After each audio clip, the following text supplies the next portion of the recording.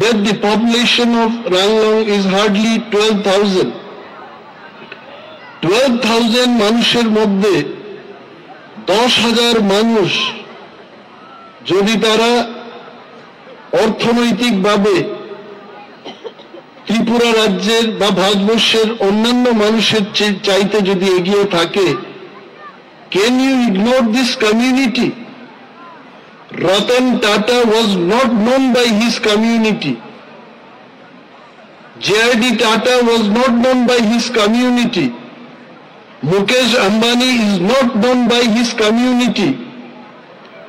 আমাদের যেটা চেষ্টা করতে হবে, whether you are Ranglong or you are Saha or you are Debarma, বিশ্বের মধ্যে যদি বেঁচে থাকতে হয়, প্রথম হচ্ছে নিজের সংগ্রাম করা।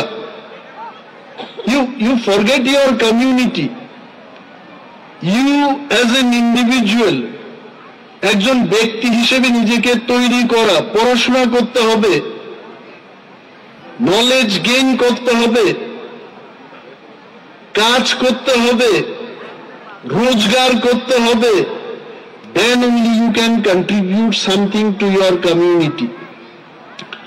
I'm really happy to know to সমস্ত বনাঞ্চল উনার হাতের কবজার মধ্যে উনি রেখেছেন। No, it is wrong. আছে আমাদের ROFR patta land, the decision making body is not forest department.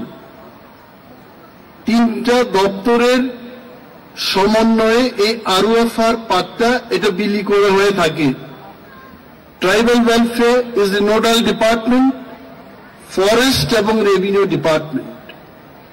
এবং যে জিনিসগুলো এখানে বলা হলো যে 70% of Ranglong they live in the forest area. Brother, it is not only with Ranglong, it is with the entire indigenous population in Tripura. We are living in forest area.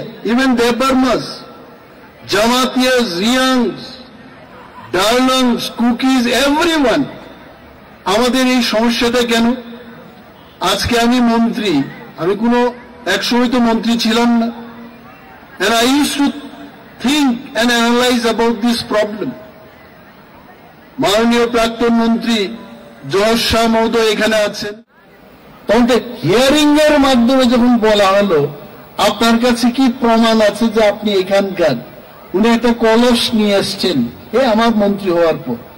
উনি বলেছেন যে এটা রাজা মহারাজা বীরচন্দ্র মাণিক্য বাহাদুরের আমলের একটা কলস। আমরা যে এখানে আছি ত্রিপুরায়, এইটাই আমাদের একটা প্রমাণ। আপনি বলুন এই কলস দেখে কেউ ওনাকে পাট্টা বা কোনো নামজারি দেবে না। আজকে আমাদের এই হাল। তো আমি একটাই বার্তা